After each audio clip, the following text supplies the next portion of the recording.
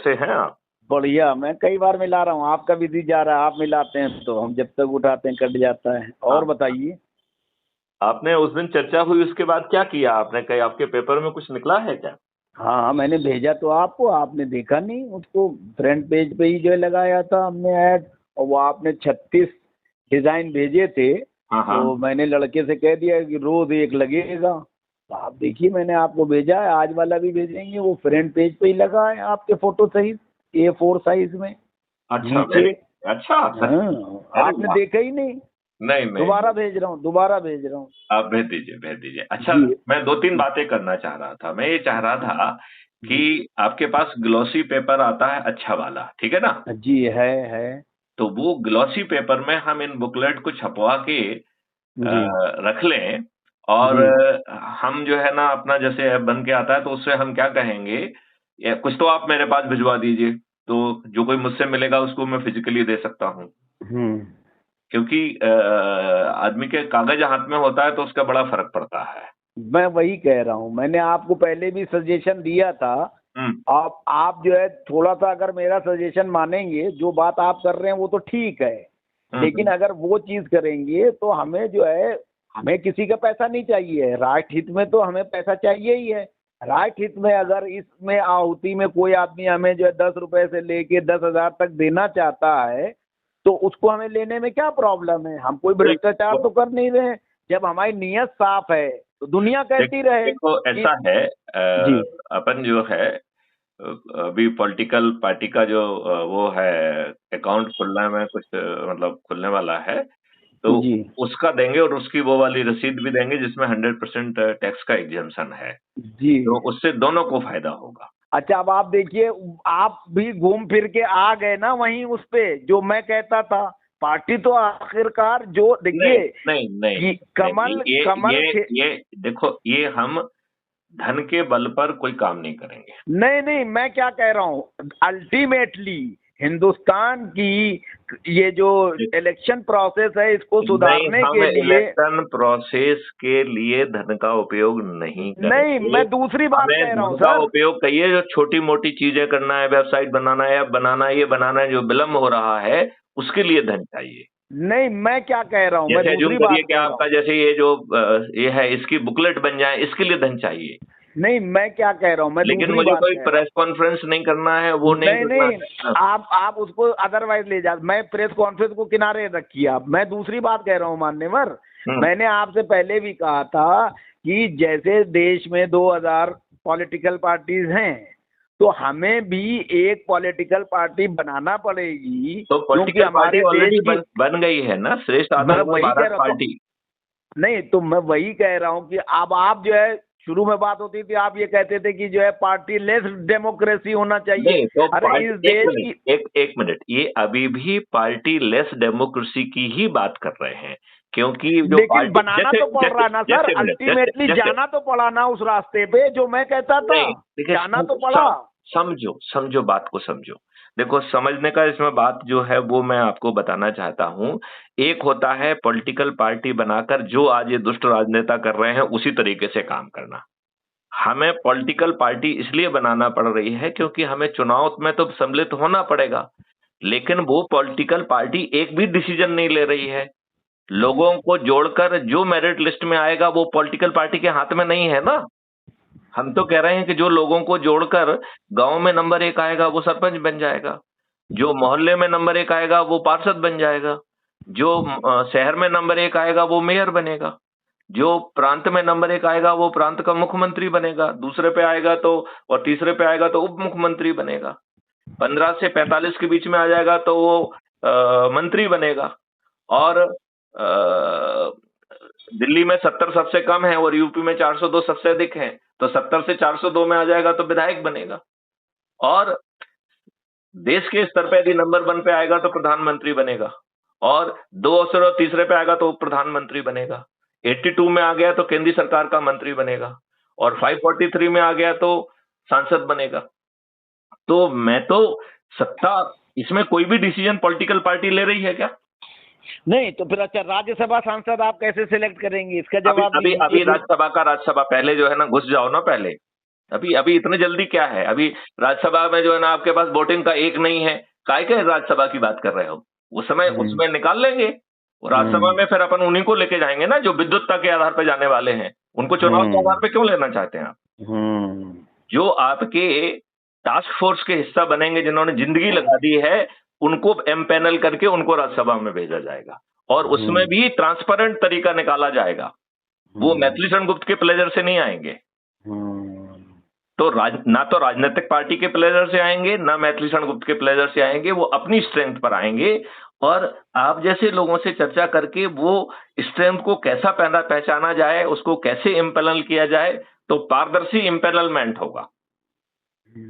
तो जो आपका लोकसभा है उसमें लोगों को जोड़कर उनके बीच में जाकर जो इस्टेब्लिश करेगा।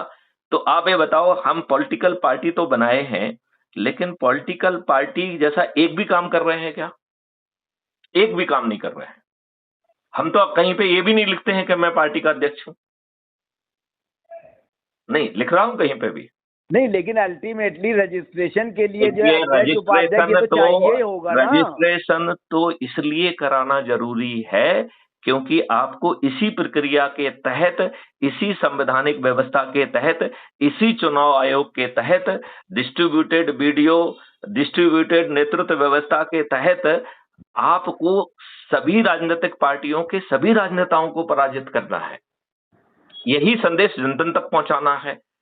इसमें बताइए मैथिली, देखिए आज जो सामने वाला कहता है कि मैं ये करूंगा, आप मुझे वोट दो या मेरे आदमी को वोट दो, मैथिली शरण गुप्त तो नहीं कह रहे हैं। मैथिली शरण गुप्त तो नहीं कह रहे कि मैथिली शरण गुप्त प्रधानमंत्री बनेंगे। यदि मैथिली शरण गुप्त सबसे अधिक लोगों को जोड़ेंगे तो मैं प्रधानमंत्री बनेंगे। नहीं, आप सही कह रहे हैं, लेकिन अब आप 2 मिनट मेरी बात सुनिए।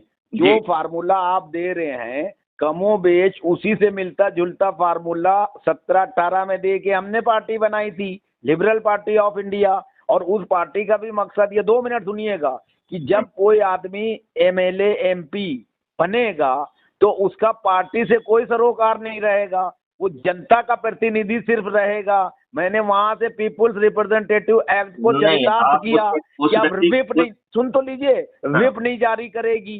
चीजें वही हैं, कान को चाहे सीधे पकड़ो चाहे घुमा के पकड़ो, विप नहीं जारी होगी। सुन लीजिए, पैसे नहीं खर्च होंगे चुनाव में। प्रचार जो आप बता रहे हो डिजिटल माध्यम से होगा, लोगों से जो है माउथ पब्लिसिटी की जाएगी, पोस्टर बैनर जो है नहीं लगेंगे, हो हुल्ला नहीं होगा, कोई माउथ पब्लिसिटी नहीं की जाएगी। उन्हें ऐप के माध्यम से जोड़कर, हाँ तो ऐप भी तो लोग ही चलाएंगे ना, लोग मोबाइल से ही ऐप चला के भेजेंगे भाई। सेंट्रलाइज ऐप आप जो है उस पर डाउनलोड करोगे वीडियो, वो वीडियो तो जनता ही डिस्ट्रीब्यूट करेगी, जो लोग इंटरेस्टेड होंगे या जो इम्प्रेस होंगे। नहीं, उन्हें चयन करना है कि किस वीडियो से उन्हें शांति मिल रही है। वो उस वीडियो को वो अपने लोगों को इकट्ठा करके और रोटेशन के आधार पर इकट्ठा करेंगे, क्योंकि उसमें 3 नंबर मिल रहे हैं। देखिए जो अभी 100 नंबर मिल रहे हैं, ये घटके जो है ना 1 नंबर हो जाए, ठीक है ना। जो रविवार को लोगों को आमंत्रित करेगा वो भी रोटेशन के आधार पर आमंत्रित करना होगा, क्योंकि उसके लिए 3 नंबर मिल रहे हैं। जो संकल्प समारोह में हिस्सा लेगा उसे 1 नंबर मिलेगा, राइट। अब जैसे एज्यूम करिए कि मैंने जो है ना सिराज साहिल को जोड़ा है, और सिराज साहिल जिसको जोड़ेगा तो सिराज साहिल को उसमें 1 नंबर मिलेगा, लेकिन मैथिली शरण गुप्त को भी 0.15 नंबर मिलेगा।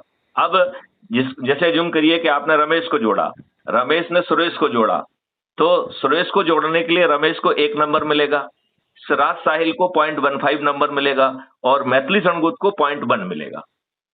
अब जो है ना अपन सोचेंगे सुरेश की जगह देवेंद्र आ गए, तो देवेंद्र को जोड़ने के लिए रमेश को जो है 1 नंबर मिलेगा, सुरेश को जो है 0.15 मिलेगा और सिराज साहिल को 0.1 मिलेगा और मैथिली शरण गुप्त को 0.5 मिलेगा। इसके बाद के लेवल के नंबर नहीं है।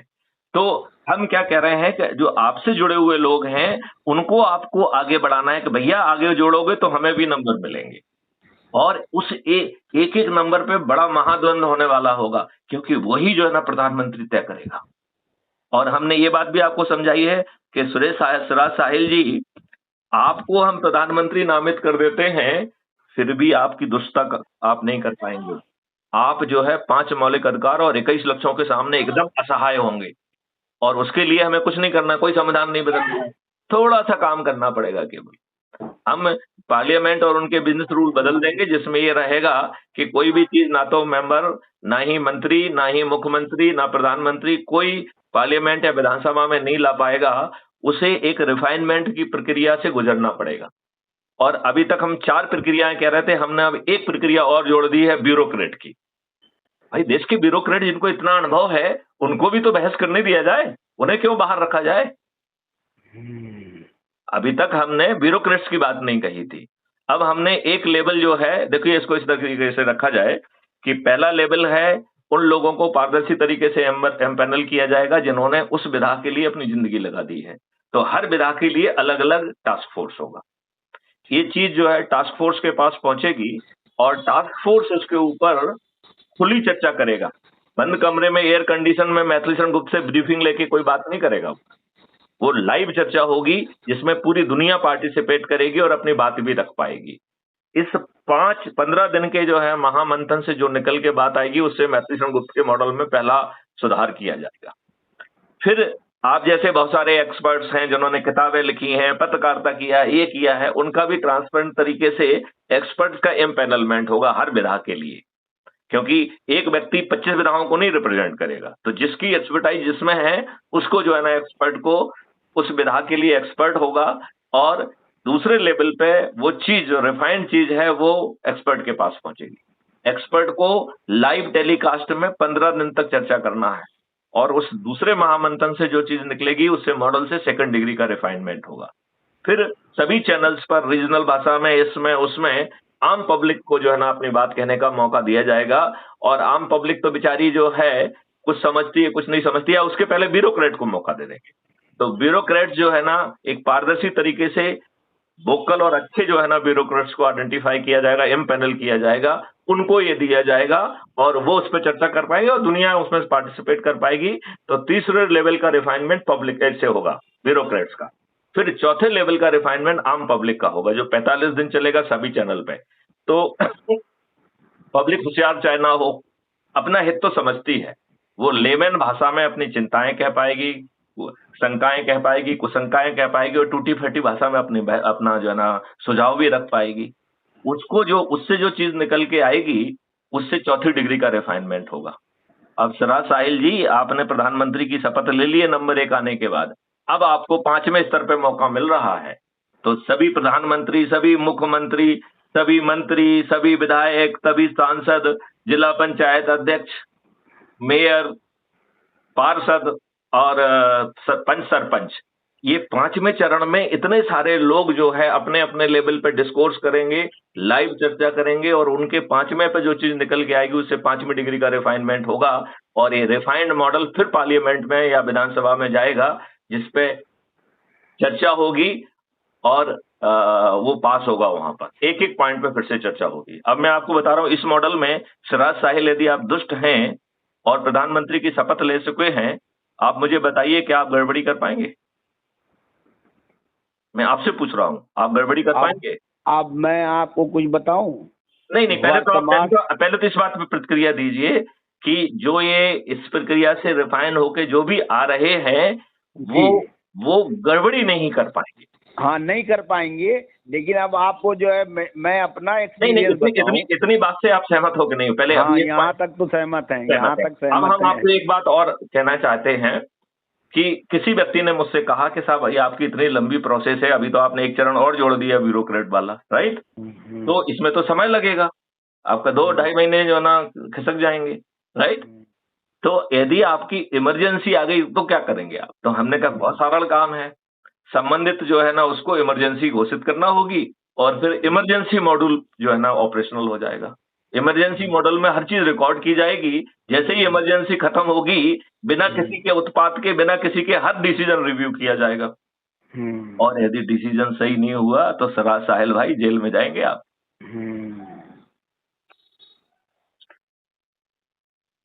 समझ रहे हैं आप? जी। अब आप जो बात कहना चाहते थे आप प्लीज रखिए अपनी बात।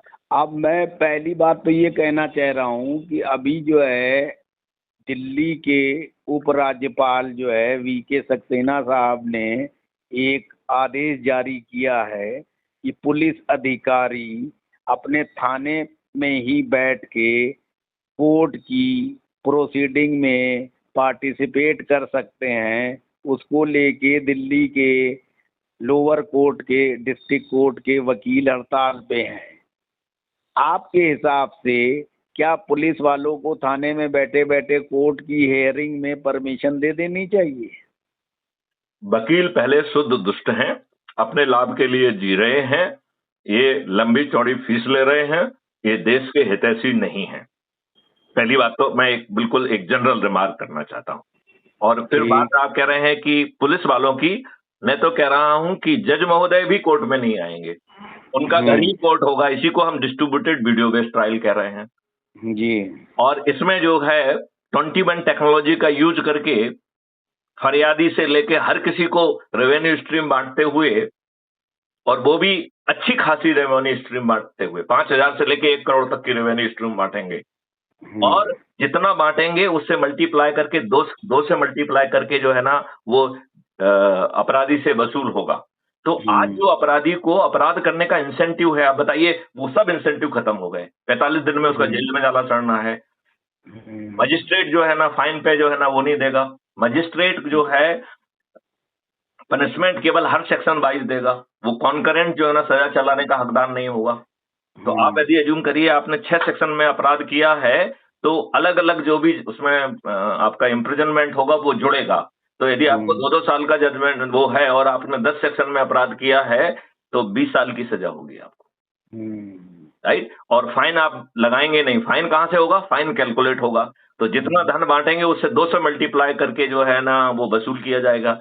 तो आधा धन तो चला गया बटने में, आधा धन भारत सरकार के पास आ रहा है। तो मैं यही तो कह रहा हूं कि जो आधा धन भारत सरकार के पास आएगा, भारत सरकार जो आज सभी साधनों से कमा पा रही है, इसका 10 गुना अकेला इसी मॉडल से आ जाएगा।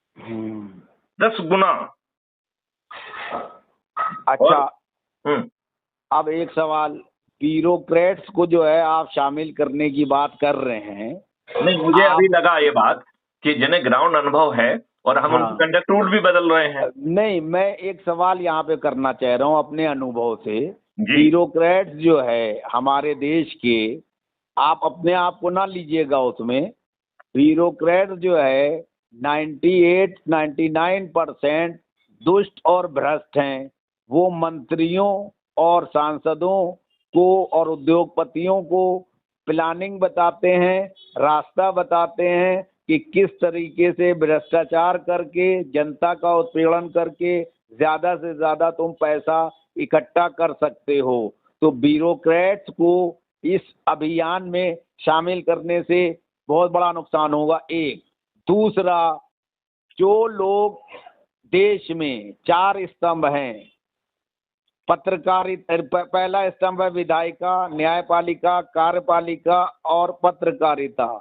ये चारों लोग जो है, मेरा जो अनुभव है पिछले 30 साल का, वो ये है कि ये चारों लोग अपने अपने कर्तव्यों का ईमानदारी पूर्वक निर्वहन नहीं कर रहे हैं, बल्कि चारों लोग एक दूसरे के हितों को साधने का काम कर रहे हैं और एक दूसरों के हितों के संरक्षक बने हुए हैं। राष्ट्र और जनता चाहे भाड़ में, ये लोग मिलकर लूट खसोट में लगे हैं। पत्रकारिता, जिस पेशे से मैं स्वयं हूँ, पत्रकारिता का काम है विधायिका, कार्यपालिका और न्यायपालिका की कमियों को उजागर कर उनको एक सकारात्मक दिशा देने का प्रयास करना। लेकिन हमारे देश के पत्रकार नेताओं यानी कि विधायिका, कार्यपालिका और न्यायपालिका को कुछ सुझाव देने के बजाय उनकी चमचागिरी, चाटुकारिता में लगे रहते हैं और उन लोगों से अन्यथा लाभ प्राप्त करते रहते हैं। कोई सत्ता का चाटुकार बना है तो कोई विपक्षी दलों का धन लेकर महिमा मंडन करता रहता है। ऐसे हालात में आपकी राजनीतिक पार्टी किस तरीके से जनमानस के बीच में अपनी उपस्थिति दर्ज कराने में कामयाब होगी, जहां सब तरफ भ्रष्टाचार और अन्याय और अव्यवस्था का बोलबाला हो और लोग जो है ईमानदार व्यक्ति को पसंद करने के बजाय चोर उचक्के बेईमान बाहुबली धन बल वालों को ज्यादा सम्मानित महसूस करते हो या यूं कहें सम्मान देते हो, इस पर प्रकाश डालिए। पहली बात तो आपने बहुत अच्छी बात कही। आपके जनरल आकलन से मैं 200% सहमत हूं, तो उस पर मैं कोई टीका टिप्पणी नहीं करूंगा।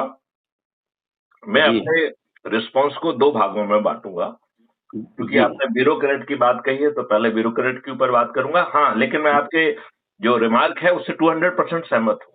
लेकिन आप आज की ब्यूरोक्रेट की बात कर रहे हो, ये वो ब्यूरोक्रेट है जब आप सत्ता में आ जाएंगे उस समय का ब्यूरोक्रेट। तो उस समय का ब्यूरोक्रेट कैसा होगा? कंडक्ट रूल बदल जाएगा। ठीक। तो कंडक्ट रूल क्या होगा ये समझने की जरूरत है। तो कंडक्ट रूल देशभक्ति का होगा। कंडक्ट रूल में ये लिखा होगा कि आप जो फाइल ऊपर भेजते हो, यदि उस पर गलत निर्णय नीचे आता है तो आपको तत्काल रिव्यू के लिए भेजना होगा, ठीक, पूरे डिटेल के साथ। और ये कंडक्ट रूल के तहत आपकी जिम्मेदारी होगी। आप महसूस कर रहे हैं इसके लिए नहीं है ये। यदि आपने रिव्यू के लिए नहीं लिखा तो मूल अपराध के आप सहभागीदार होंगे। आप ये नहीं कहेंगे कि ऊपर वाले ने डिसीजन, मैंने तो ये लिखा था उसने तो ये लिख दिया, तो भैया मैंने तो कुछ नहीं किया। आपने उसके डिसीजन को आगे बढ़ाया और इम्प्लीमेंट किया। आपने क्या लिखा फाइल पे ये महत्वपूर्ण नहीं है, आपने उस डिसीजन को रिव्यू नहीं किया। ये व्यवस्था हम कंडक्ट रूल में करें, ठीक, राइट। अब निर्णय तो किसी न किसी को लेना है, ये पंचायती राज तो हो नहीं सकता है। तो सीनियर ऑफिसर को निर्णय लेने के लिए हमें हक देना पड़ेगा, माहौल देना पड़ेगा और व्यवस्था देना होगी। तो जब जो है अधीनस्थ रिव्यू के लिए भेजेगा, और अज्यूम करिए कि ऊपर सराज स्माइल भाई बैठे हैं, मैथिली शरण गुप्त बैठे हुए हैं, और मैथिली शरण गुप्त एकदम बेहद ही दुष्ट आदमी है, ठीक है ना। तो वो कहेंगे ऐसी कम तैसी फाइनल डिसीजन तो मेरा ही चलने वाला है, तो हम उसको उनकी बातों को नजरअंदाज करके we will say I stick to my decision, right. फिर व्यवस्था ये होगी कि once after review I stick to my decision, then you have no other option but to implement it, right. लेकिन उसके साथ ही कंडक्ट रूल में व्यवस्था होगी कि ऐसी सभी चीजें जो है वो एक अथॉरिटी के पास पहुंचेंगी जिसको हम रिव्यू अथॉरिटी कहेंगे। और रिव्यू अथॉरिटी भी अपने चैम्बर में बैठ के कुछ नहीं करने वाली है, लाइव चर्चा होगी। संबंधित पार्टियां अपने घर बैठे ही वीडियो बेस्ड से जो है ना सम्मिलित होंगी। मतलब वो नोटिस देके अपने घर पे बुला के किसी को परेशान नहीं कर सकता है, लेकिन उसे इसी प्रक्रिया में गुजरना पड़ेगा। अब मैथिली शरण गुप्त का तो डिसीजन दुष्टतापूर्ण था, तो वो इस रिव्यू में फेल करेगा, ठीक। तो मैथिली शरण गुप्त को हर जाना भी देना होगा, हो सकता है जेल भी जाना पड़े, हो सकता है नौकरी भी चली जाए। इन तीनों की व्यवस्था होगी। अब बताओ आपके दुष्ट ब्यूरोक्रेट, जैसे अभी मैं कह रहा था कि आप प्रधानमंत्री की शपथ लेकर भी दुष्टता नहीं कर पाएंगे, अब मैं बता रहा हूं इन बदले हुए कंडक्ट रूल में क्या ये दुष्टता कर पाएंगे? नहीं कर पाएंगे। और दूसरी बात है कि उनकी एसीआर जो है उस ना तो वरिष्ठ अधिकारी लिख रहा है और ना ही राजनेता लिख रहा है, और उनकी तनख्वाहें जो है, उनकी तनख्वाहें भी राज्य सरकार के या सरकार के खजाने से नहीं आ रही है। तो वो कहां से आएगी? आप जो काम करेंगे, जिसका काम करेंगे उसके पर्सनल अकाउंट से आएगी। मतलब भारत सरकार के ऊपर मशीनरी का खर्चा लगभग 0 हो जाएगा, 1/4 तो हो ही जाएगा, ठीक है ना जी। आपको रेवेन्यू मिलने के पहले आपका आकलन होगा, तो पहले आपने कितनी इफिशिएंटली काम किया ये देखा जाएगा। फिर आपकी उस समय वेशभूषा क्या है ये देखा जाएगा, आपका आचार व्यवहार क्या है ये भी देखा जाएगा। और इस वर्क कंपोनेंट के आधार पर एक कोफिशिएंट तैयार होगा। तो यदि आपको 1000 रुपए मिलना है, यदि वो कोफिशिएंट 0.8 आया तो आपको 1000 की जगह केवल 800 रुपए मिलेंगे। तो बचे हुए 200 रुपए कहाँ जाएंगे? ये आपके ही ट्रेनिंग खाते में चले जाएंगे।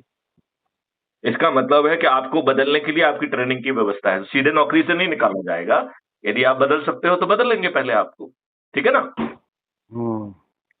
अब जो है ये हर वर्क कंपोनेंट अल्टीमेटली आपने साल भर में जितने भी वर्क कंपोनेंट किए उनका क्यूमुलेटिव जो है ना असेसमेंट निकलेगा बाय एडिंग, राइट। तो वो जो वही आपकी एसीआर बन जाएगा। उसी के आधार पर आपको पोस्टिंग मिलेगी, उसी के आधार पे आपको पदोन्नति मिलेगी, उसी के आधार पे आपको बाकी इंसेंटिव मिलेंगे। तो बताओ, अच्छे लोग जो है वो किसी से डरेंगे क्या? नहीं नहीं नहीं, ना तो वो वरिष्ठ अधिकारियों से डरेंगे, ना राजनेताओं से डरेंगे। वो तुम अपना काम कर रहे हो, मैं अपना काम कर रहा हूँ। भाई साहब, आप मुझसे बड़े नहीं है। भाई साहब, आप हमसे बड़े नहीं हैं। जी। तो अब बताओ, ये जो रिवाइज व्यवस्था के तहत ब्यूरोक्रेट से अब आपके पेट में दर्द है क्या? नहीं नहीं, सही रहेंगे आगे। अब अब आ जाते हैं जीतने के ऊपर। तो आप क्यों पहुंचा रहे हैं? देखिए, आज की जो व्यवस्था है ये दुष्ट व्यवस्था है। ये धुप और घोर भयावह अंधकार को दर्शाती है। अभी हम और आप जैसे विद्वान लोग दिल्ली चलो, यहाँ पे करो, ये प्रदर्शन करो, वो प्रदर्शन करो, सब अपनी नेतागिरी चमका रहे हैं। अरे भाई, इन अंधों के सामने जो कि जिनके कारण यह अव्यवस्था है, वो आपकी बात कभी नहीं सुनेंगे। और they are armed with the Britishers की का कानून से आर्म्ड है। जब चाहेंगे आपको इतना ठोकेंगे कि आपकी हड्डियां हिल जाएंगी। रामदेव बाबा जैसे आपको भी जो है महिलाओं की ड्रेस में भागना पड़ेगा। आप समझ रहे हैं ना? तो जो अभी आप कर रहे हो, एक मिनट, हेलो जी। मुझे जी एक बात को मुझे बात को कह लेने दो ना। अब जी। आपके प्रश्न का जवाब तो आपके ही प्रश्न का जवाब दे रहा हूं मैं। ठीक। इसलिए आप जो है ना कुछ नहीं कर रहे हैं। आप क्या कह रहे हैं कि भैया अपने लोगों तक ये बात पहुंचाओ कि भैया ऐसा भारत मिल रहा है। पहले तो ये सोच लो कि भैया जो भारत मिल रहा है ऐसा, इसमें और कुछ जुड़वाना है क्या? तो पहला मौका तो आपको मिल रहा है कि यदि आपको जुड़वाना चाहे तो जो उसमें विचार करके यदि मान कर लिया जाएगा तो जुड़ जाएगा। पहली बात है। अब आपको ये हो गया कि हाँ, ऐसा भारत हमें चाहिए। तो हम कह रहे हैं कि भैया आपको हर सप्ताह शपथ लेना है। और उसमें शपथ कौन ले रहा है? अपने लोगों को जोड़कर। अपने लोग कौन हैं? अपने परिवार के सदस्य, अपने रिश्तेदार, अपने मित्र, अपने पड़ोसी, और जिन भी संगठनों से बचपन से लेकर आज तक आप जुड़े रहे हैं, वो लोग आपके जो है ना अपने लोग हैं। उन्हें रोटेशन के आधार पर एक जगह इकट्ठा होना है। उनको संकल्प और शपथ लेना है, चर्चा करना है और पूछना है भैया ऐसा भारत चाहिए कि नहीं चाहिए। और इसके आधार पर जो है ना वो मेरिट लिस्ट बन रही है। तो आपके पास तो चीजें पहुंच गई हैं। आपके पास चीज पहुंच गई कि नहीं पहुंच गई, ये बताइए। जी। यस और नो? यस।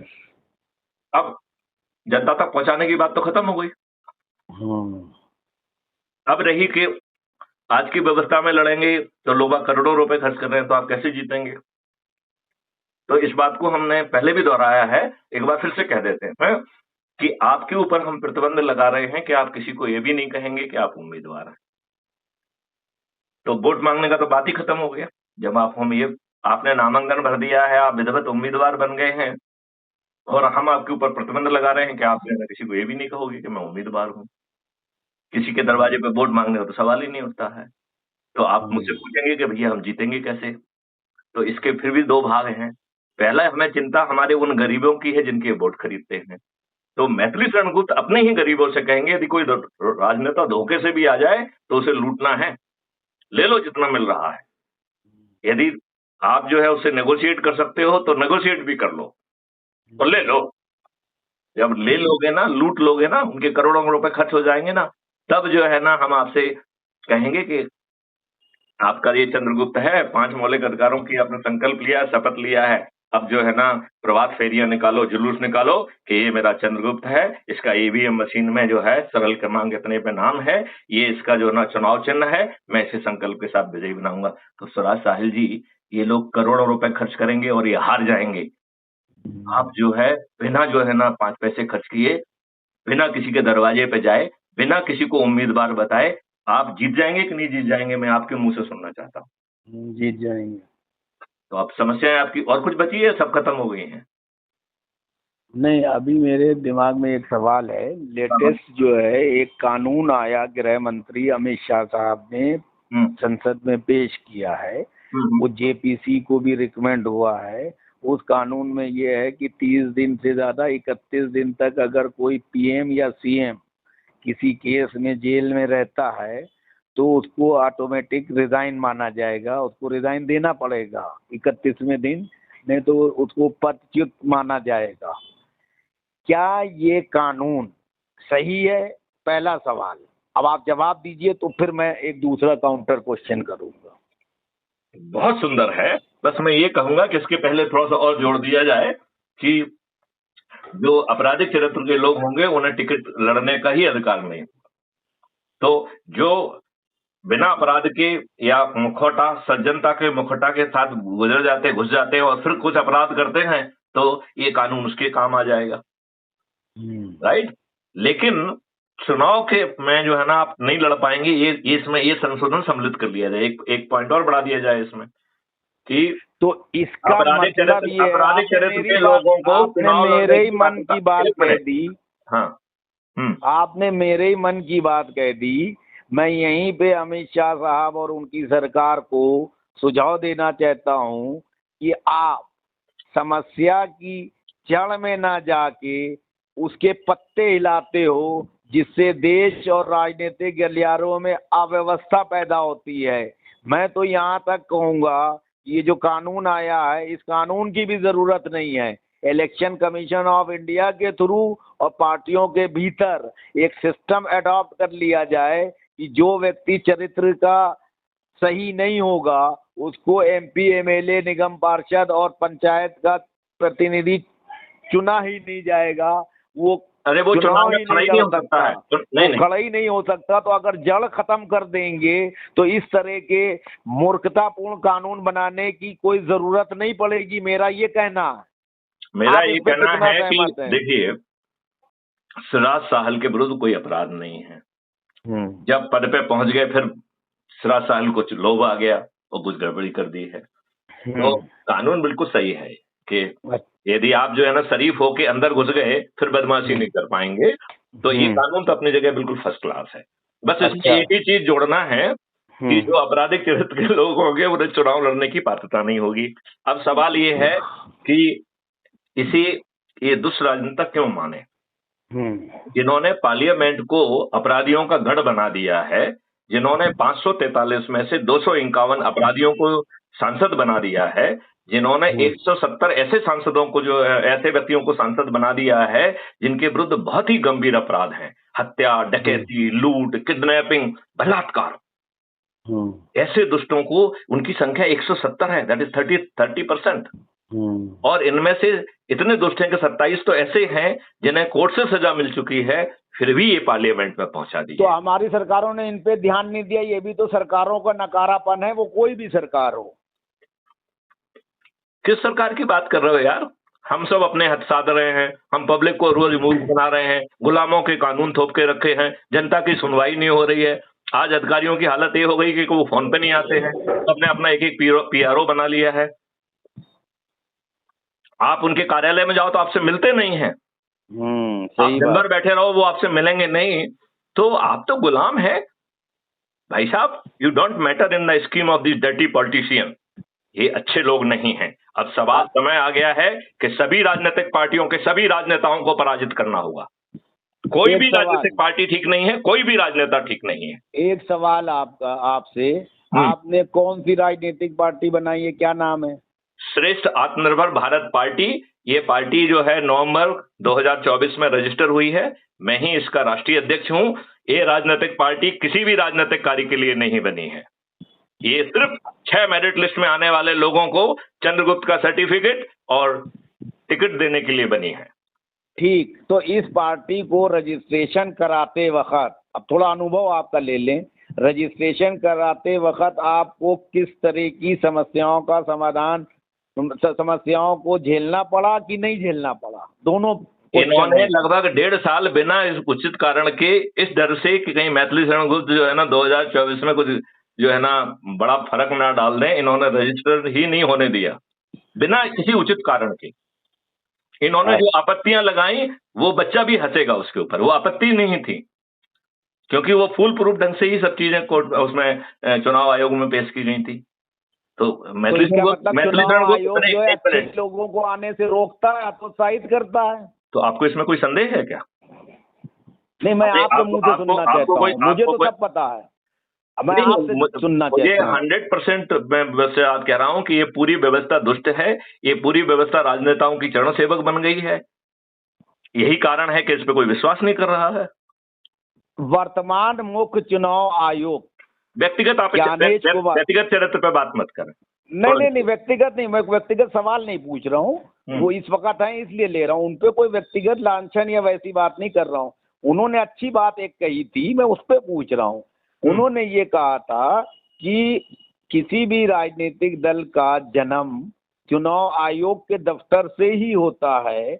हमारी नजर में ना कोई बड़ा है, ना कोई छोटा है, ना कोई सत्ताधारी है, ना कोई विपक्षी है, ना कोई जातिवादी है, ना कोई धार्मिकवादी है। हमारे लिए सब एक पार्टी के लोग हैं। इस पे आप क्या ये कहेंगे? सब मूर्ख बनाने का धंधा है। आप ये मुझे बताइए, जब इन्होंने पॉलिटिकल डोनेशन लाया और उन कंपनियों से डोनेशन लिया जो कि एक्स कमा रही हैं, उनसे 6x का डोनेशन ले लिया, तो ये तो जो है ना एक्सटॉर्शन हुआ। सुप्रीम कोर्ट को जो ना अपराध पंजीयन करके इनके विरुद्ध कार्रवाई करना चाहिए थी। अब इसी में एक सवाल हमारा, जैसे मैंने शुरू में इंट्रोड्यूस कर दिया था कि 4 चीजें मेन होती हैं, न्यायपालिका, कार्यपालिका, विधायिका और पत्रकारिता। ये चारों ही जो एक दूसरे से मिले हैं। मेरा यहीं पे सवाल आ गया जो मैं जानना चाह रहा था। सुप्रीम कोर्ट ऑफ इंडिया के पूर्व मुख्य न्यायाधीश DY चंद्रचूड़ साहब ने डिसीजन दिया कि इलेक्टोरल बॉन्ड के माध्यम से राजनीतिक दलों ने जो पैसा लिया वो अवैध है। बावजूद इसके चंद्रचूड़ साहब ने उस पे आगे की कोई कार्रवाई नहीं की और ना चुनाव आयोग ने की। तो इसका मतलब हाथी के दांत खाने के और दिखाने के और चंद्रचूड़ साहब भी सफेद हाथी साबित हुए और चुनाव आयोग भी सफेद हाथी साबित हुआ और राजनीतिक दल अपनी मौज मस्ती से पैसा ले रहे हैं आज भी इलेक्टोरल बॉन्ड के माध्यम से। इस पर क्या कहेंगे? हम सब दुष्ट हैं, राजनेताओं के चरण सेवक हैं, अपने अपने हितों को साध रहे हैं। ये इस देश का दुर्भाग्य है। अगर आपको कोई राजनीतिक दल होने के नाते इलेक्टोरल बॉन्ड के माध्यम से उद्योगपति चंदा दे कि राष्ट्र निर्माण में आप आगे बढ़ो, हम आपके साथ हैं, तो आप चंदा लोगे? 100%, 100%। हमें धन की आवश्यकता है, हम तो गरीब व्यक्ति से भी ले लेंगे, भिखारी से भी कहेंगे भैया तू ही 10 रुपए दे दे यार, क्योंकि तुम्हारा कोई स्वार्थ नहीं है। इन दुष्टों के तो स्वार्थ है, अडानी अंबानी के तो स्वार्थ है। तो निस्वार्थ व्यक्ति तो सबसे ज्यादा भिखारी है कि वो कह रहा है कि चलो भैया मुझे 2 रोटी मिली, 1 रोटी तू खा ले, तू भी भूखा है। तो इसका मतलब अडानी अंबानी और उद्योगपति अगर आपको पैसा देंगे तो आप 200% लेंगे। और मैथिली शरणगुप्त किसी का हित साध नहीं सकते हैं, नहीं तो जेल चले जाएंगे। तो क्या प्रॉब्लम है आपको? अच्छा, तो उनसे पैसा लोगे आप और उन्हीं के खिलाफ कार्य करोगे? आप उनसे पैसा लेके उन्हीं के खिलाफ कार्य करोगे? नहीं नहीं नहीं, हम किसी के खिलाफ काम नहीं करेंगे। नियम कानून जो है ना एक प्रक्रिया के तहत बन रहे हैं। हाँ, उसमें हमको दुष्टता करने का अधिकार नहीं है।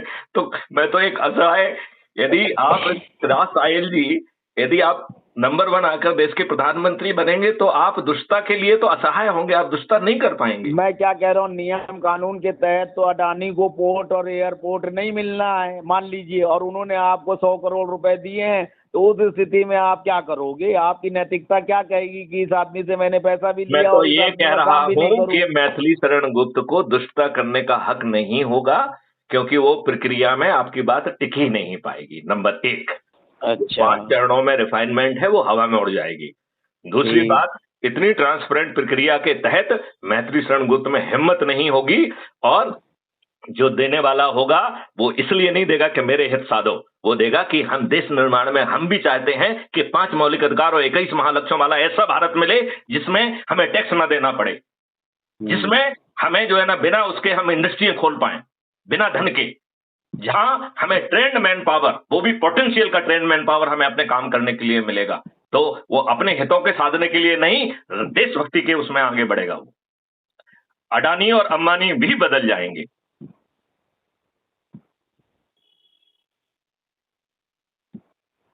आपको मेरी बात गिराए हो रही है या हाजमोला की टेबलेट की जरूरत है?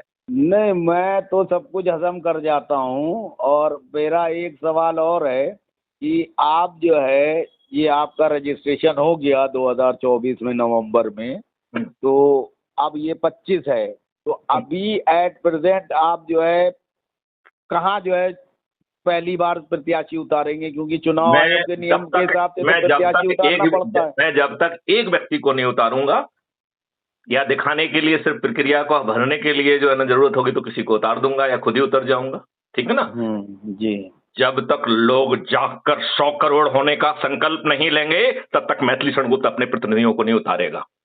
यदि उसे अपनी पार्टी के सर्वाइवल के लिए कुछ दिखाना है कि हमने लड़ा था तो खुद ही लड़ लेगा और उसमें भी 5 पैसे खर्च नहीं करेगा, क्योंकि उसे अपना फिट मालूम है। पिछली बार तो हमने 4 लाख खर्च कर दिए, तो 4 लाख भी खर्च नहीं करेंगे हम। 4 लाख भी खर्च नहीं करेंगे क्योंकि मुझे मालूम है हारना है, तो 4 लाख क्यों खर्च किए जाए। आपको अपनी बात का एक जवाब सवाल मिला और कि नहीं मिला? मिल गया। एक सवाल और, बिहार में विधानसभा चुनाव चल रहे हैं, सभी राजनीतिक दल करोड़ों अरबों रुपए खर्च करके रोज पदयात्रा, रोड शो, रैलियां, हेलीकॉप्टर और साड़ी, दारू, मुर्गा, पैसा सब बांटने का काम कर रहे हैं, जातीय समीकरण, धार्मिक समीकरण बिठा रहे हैं। इस पर आप क्या कहना चाहेंगे और बिहार की जनता को क्या कहना चाहेंगे? मैं ये कहना चाहता हूं कि मैथिली शरणगुप्त जो दस्तावेज दे रहे हैं वो वाइडली अवेलेबल हैं। अभी आज जो है वो हमारे वेबसाइट पे भी सब लॉन्च होने वाले हैं। हमने अपनी वेबसाइट को आज ही जो है ना बदला है, राइट, तो उस पे जाके देखें वो। और मैं तो कहें कि वो ये देखें कि ये 5 मौलिक अधिकार और 21 महालक्ष्यों से उनका स्वार्थ सिद्ध हो रहा है कि नहीं हो रहा है। यदि उनको लग रहा है कुछ कमी है तो बता दें तो हम उसको भी जोड़ लेंगे, लेकिन खुद अच्छे भारत का संकल्प लें। अच्छे भारत का संकल्प ही इस दुष्ट व्यवस्था को नष्ट कर सकता है और कोई उपाय नहीं है।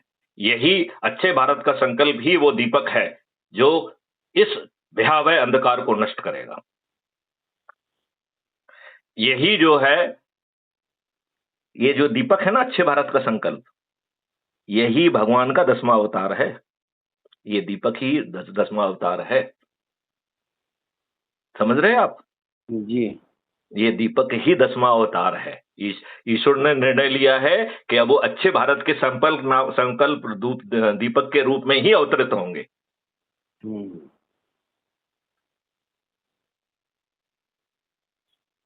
आपकी परीक्षाओं खत्म हो गई हो तो इस वार्तालाप को यहाँ विराम दें। बिल्कुल विराम दे दीजिए। चलिए, जय हिंद, जय भारत, वंदे जय मातरम। हिंद, जय भारत, वंदे मातरम। जय गुरुदेव। अच्छा, एक बात हम